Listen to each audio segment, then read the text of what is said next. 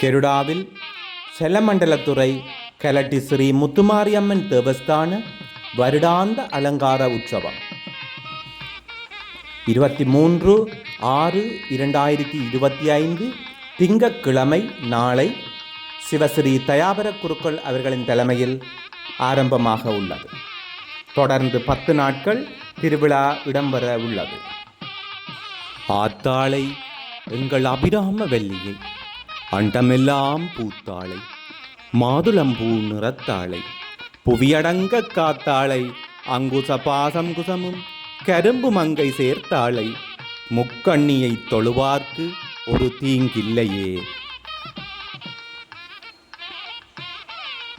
திருவிழா காலங்களில் அனைத்து பக்த அடியார்களும் ஆசார சீலர்களாக வருகை தந்து அம்பாளின் அருளை பெற்று ஏகுமாறு அழைக்கின்றார்கள் ஆலய பிரதம குருவும் நிர்வாகத்தினர்.